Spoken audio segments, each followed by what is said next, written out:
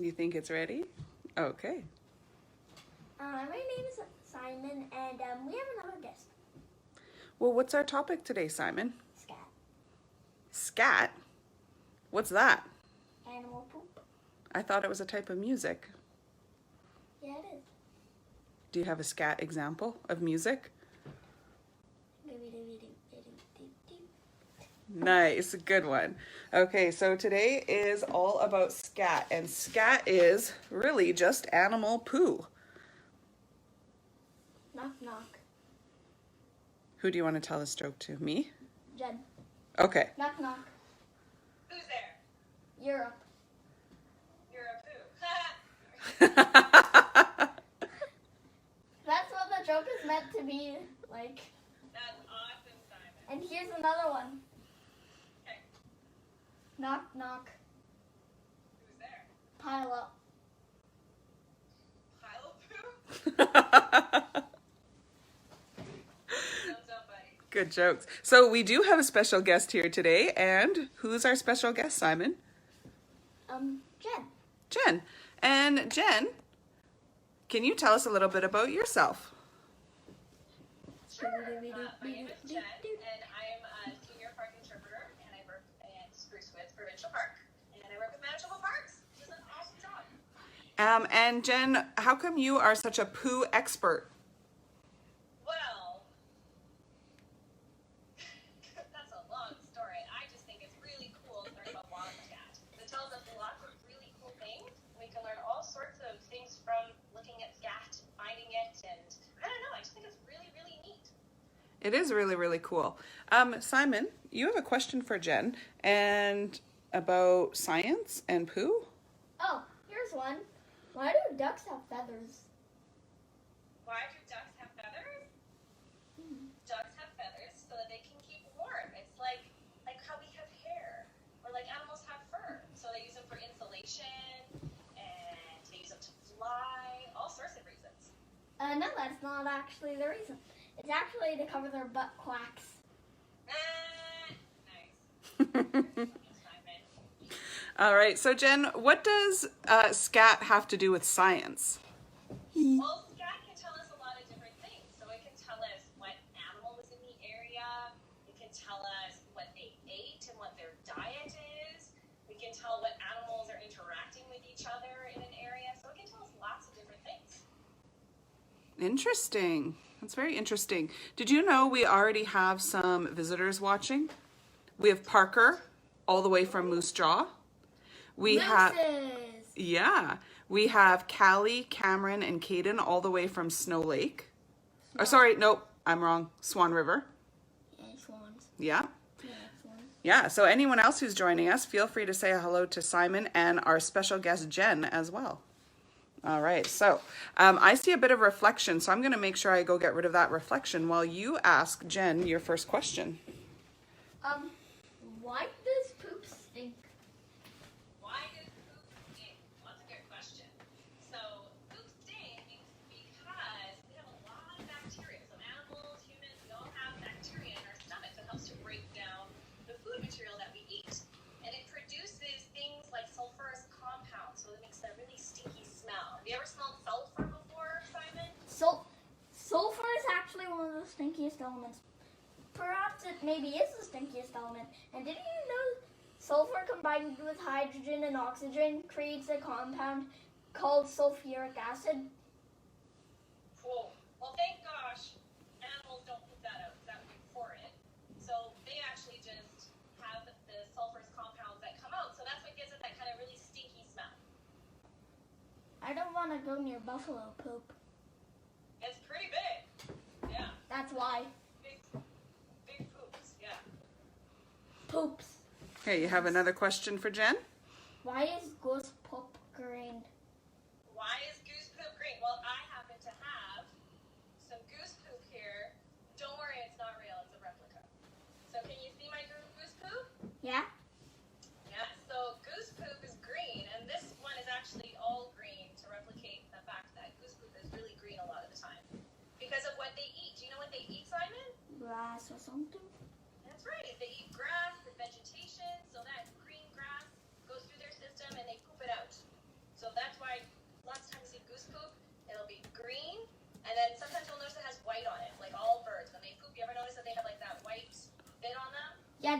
pee, I think. That's right. That's absolutely right. They poop and pee at the same time. They do. You're so smart. Okay, next question, Simon. Why is raccoon poop spotted? But I don't know if it's a raccoon, but some animals' poop is spotted. I can't remember which one, but I think it's a raccoon's poop. Spotted poop. So here's the fun thing about raccoon scat. So raccoon scat, which I also have over here somewhere. Here it is. This is a replica of raccoon scat. So the thing is, raccoon scat looks very different every time you look at it. So it completely changes because they're an omnivore. So they eat all sorts of things, right? They'll eat plants, they'll eat meat, they'll eat insects, they'll eat, you name it. They'll go in your garbage can, they'll eat all your garbage. So that means that when they poop, they can have all sorts of different things that you can find in their poop.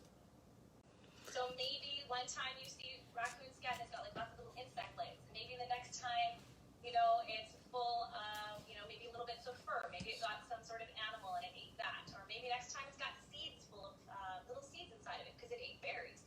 So Or maybe it's because it's sparking because it ate electronic. Say that again, Simon. Maybe it's because it's sparking because it ate electronic. I'm hoping Scat doesn't spark. That's a whole new challenge looking at scat. We have a couple more friends watching. We have Joseph all the way from Churchill who's watching. We also have Lucy and Edward are watching from Ericsdale. Eric. Yeah, pretty cool. And Parker from Moose Jaw wanted to make sure he says hello to Jen. Hi Parker. Okay, so you have another question, Simon? Which animal has the biggest and the smallest poop in Manitoba and the world? Ooh, I think so it might be. Oh, go ahead, Simon. I think it might be elephant poop. Do we have elephants in Manitoba, or is that the one for the world?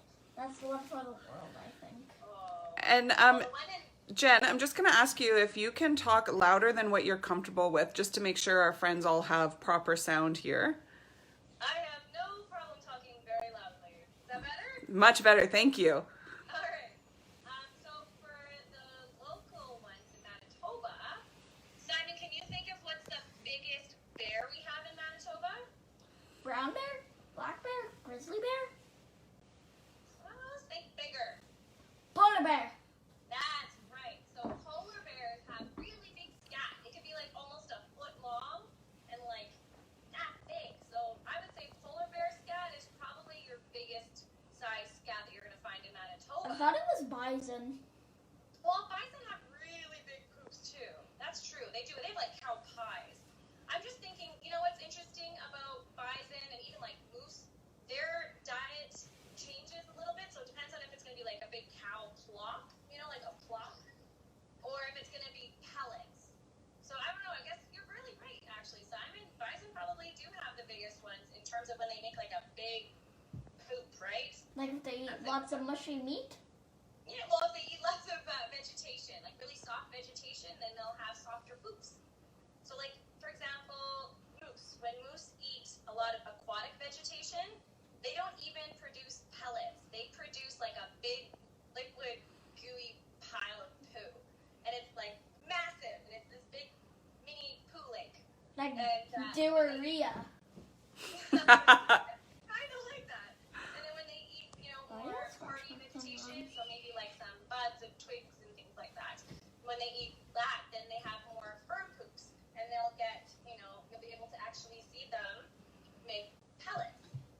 Pellets. So it'll change on their diet, right, and what they're eating. Smallest, I would say, probably the rodent family. So I would guess, something small like a mouse, or maybe even a bat. Have you ever seen bat scat? That once. Little tiny little poops, right? So that would be my guess. What about you? What do you think would be the smallest in Manitoba? Ant poop. Ant poop? Yeah, insect poop would be very small, very teeny tiny. That's right. And Simon, you had an idea about the smallest poop as well yesterday when we were talking. Microorganisms. Poop. Yeah, they poop too, right? I guess. Maybe they have micro poo. Yeah. Have you ever seen, it's really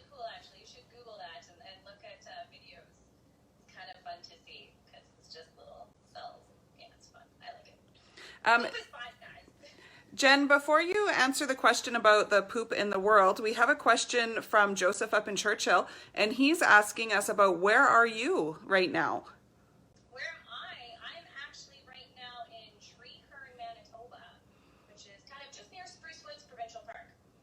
And your park, can you describe where you work?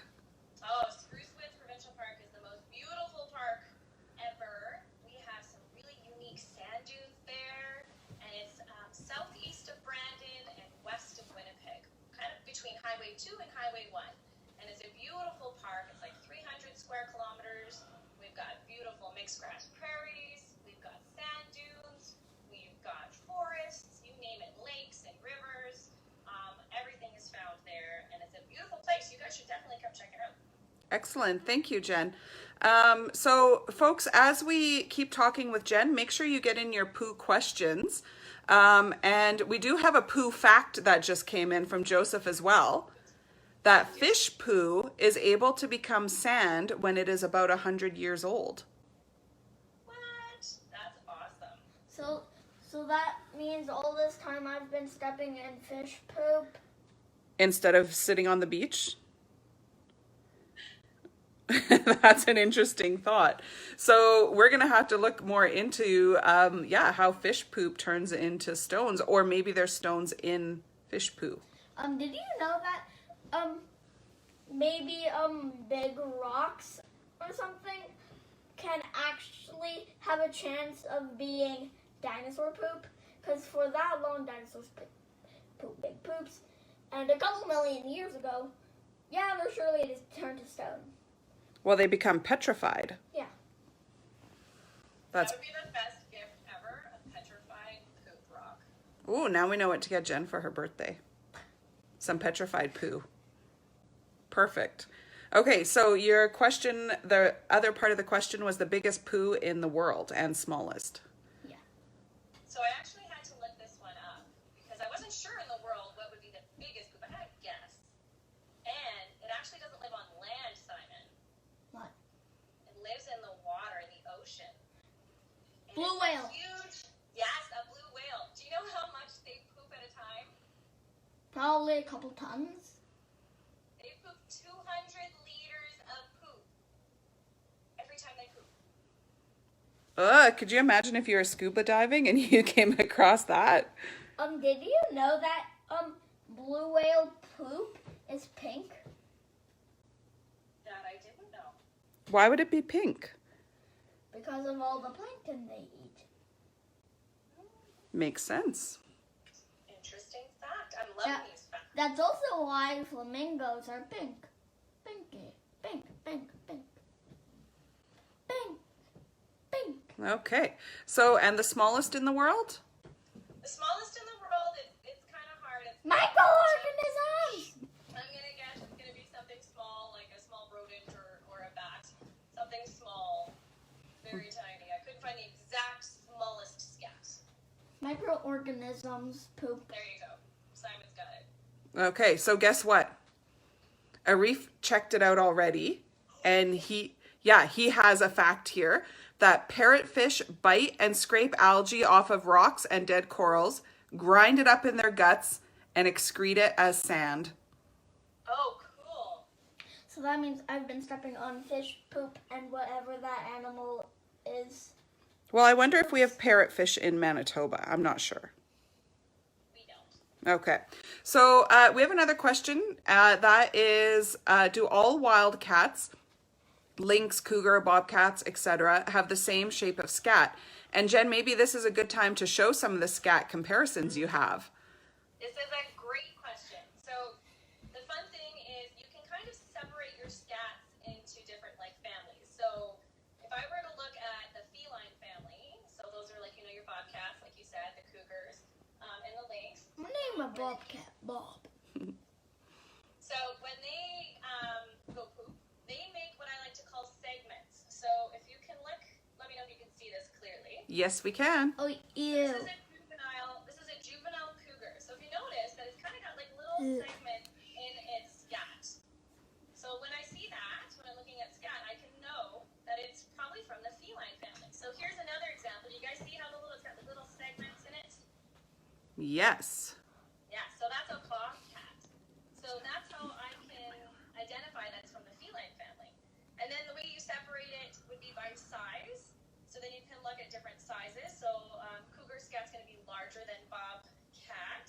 This one is a juvenile cougar on this side. Then this is the bobcat. The other thing to remember is that maybe you'll have like a smaller, a juvenile, like right you see here. It's kind of close in size.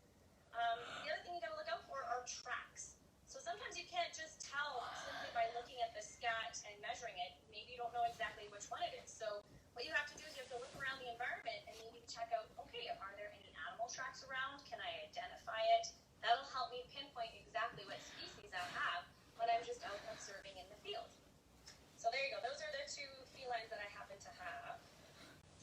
The other thing you can look out for are when you're looking at the canine family. So those would be like your fox and your wolves and your coyotes.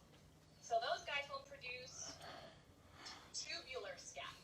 So tubular scat is going to look like, I like to compare it to like hot dogs and sausages.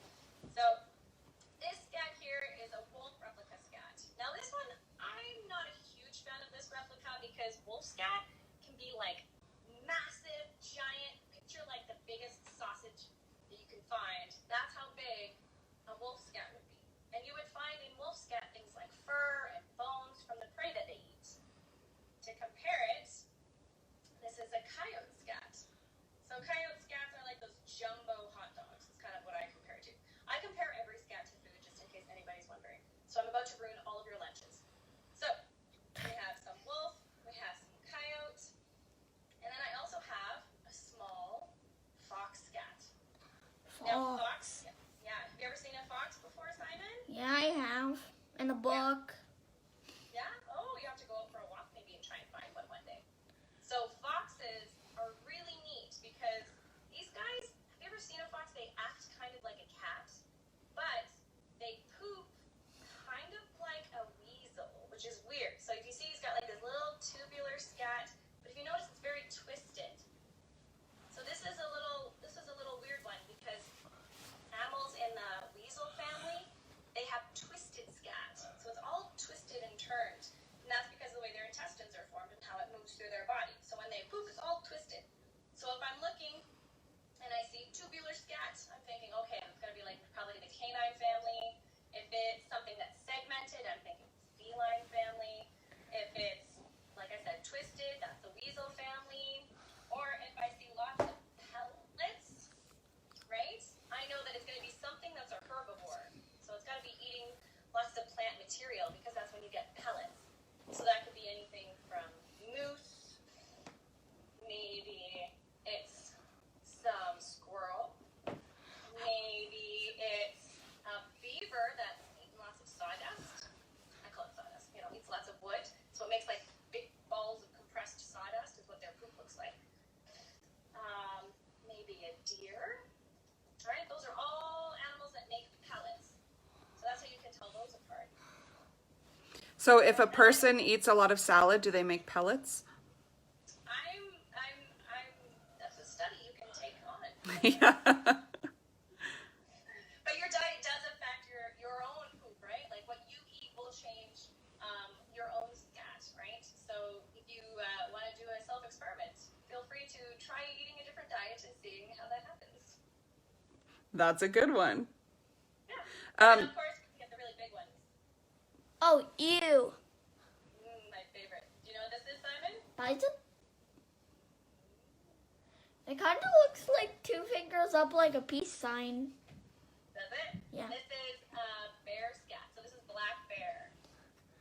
So they have big, honking, huge tubular scat, and they like come out in like plops, kind of like little plops. You can find them when you're walking on a trail. You might find like a couple of plops, and maybe you walk a little bit further. Maybe there's some more.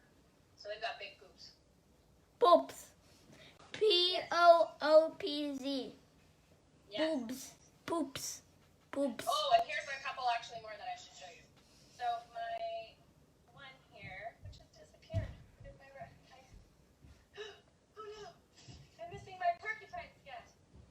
Well, we've got my elk poop, which is a little bit smaller. Yeah. Have you ever had one of those like peanut butter stuffed M&Ms? That's about how big they are. If you want to check out like chipmunk scat or even like mouse scat, lots of times they look very similar to rice. So think about rice and compare that to like your really small ones like chipmunks. Rice. Squirrels are more like Tic Tacs. What's that, Simon? Simon, what did you say? That they look like Tic Tacs? What? You said they look like Tic Tacs? No, I didn't. Oh. I was saying squirrel poop looks like Tic Tacs, brown Tic Tacs, so you don't want to eat them. And thank you, Marie, for saying where the parrotfish live. Yeah, where do they live? Known in the white sands of Hawaii. Yeah. And then we have a comment too that poo is a fertilizer for plants. And here's actually a pretty good question from Daniel. Well, that's Joseph. from Joseph up in Churchill. Okay. And it is how do birds No, pee- how does? how does pee and poop at the same time? How do birds pee and poop at the same time? So Well, their bodies are different than animal bodies, right? So birds' bodies are different.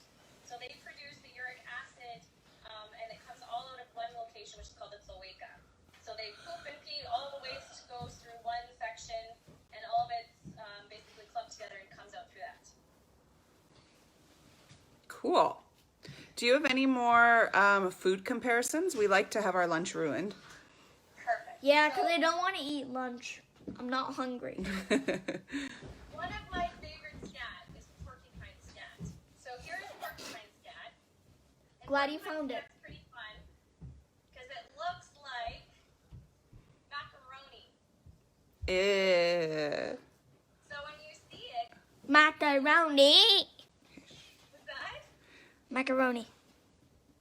Yeah, usually you'll find it at the bottom of a tree because porcupines like to go up into a tree and they eat all of the branches. They chew on all of the outside of it and they eat it all up. And then what they do is they'll go and have a big poop. And the bottom of the trees, they'll usually have a big pile of porcupine poop. They usually hang out in the same tree for a few days.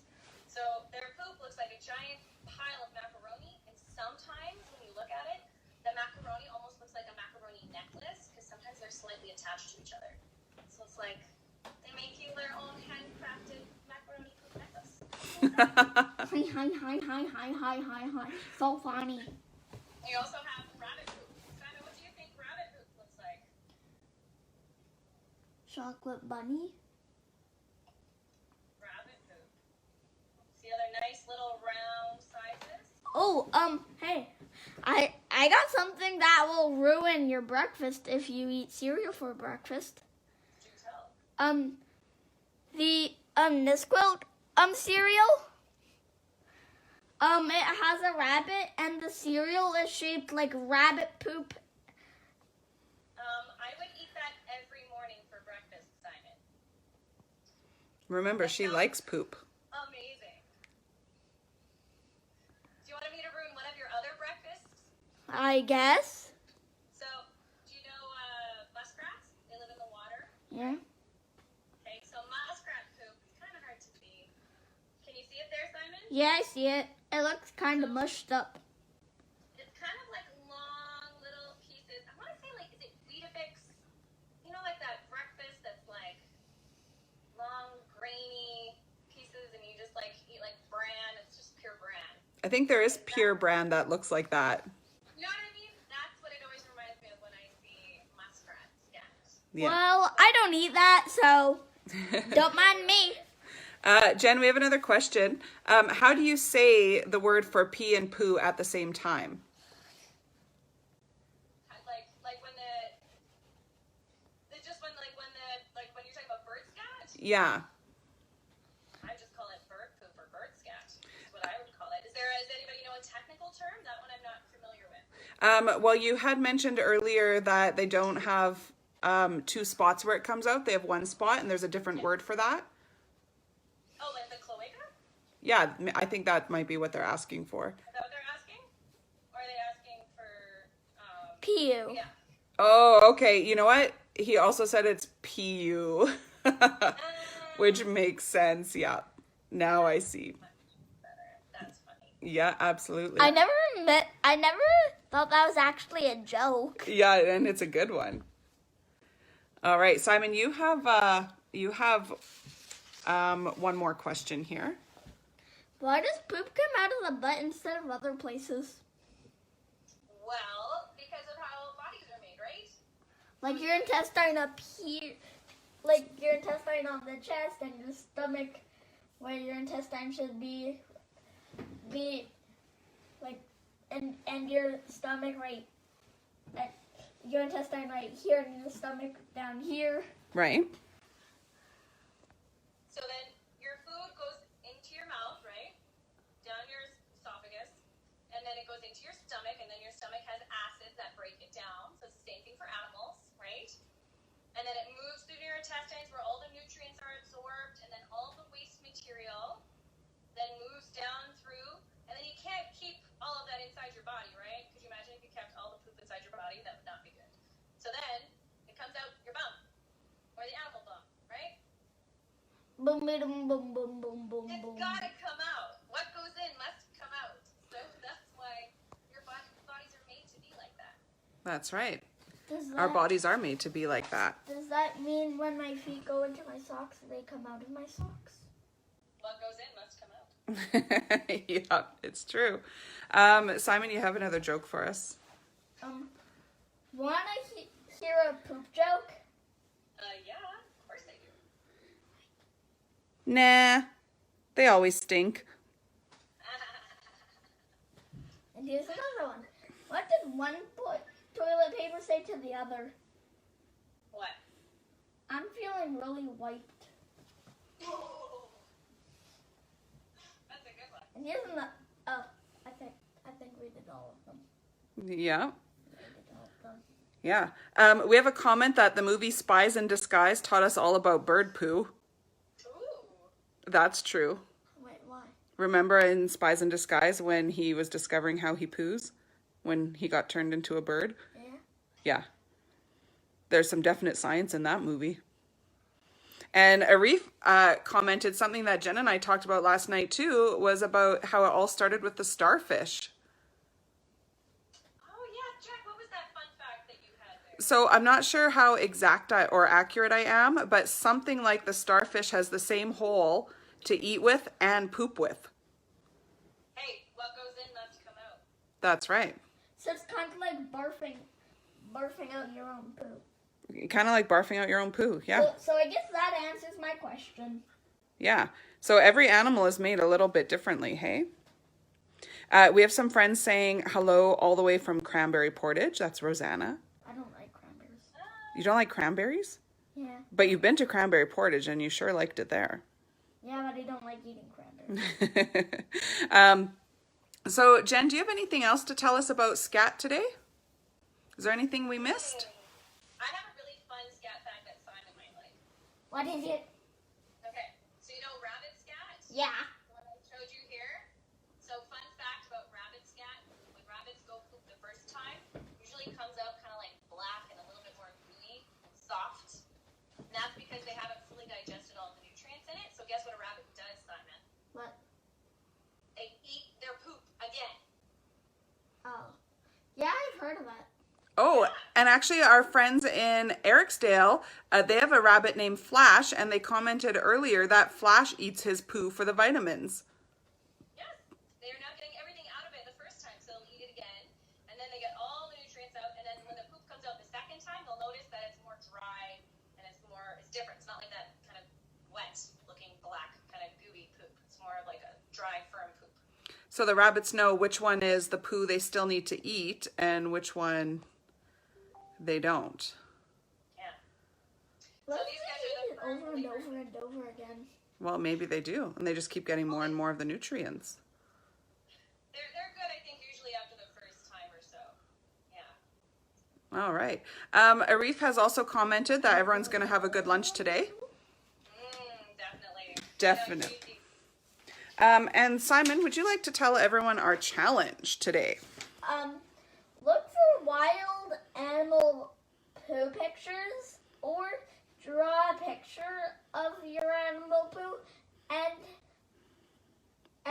or tell a weird fact about poop.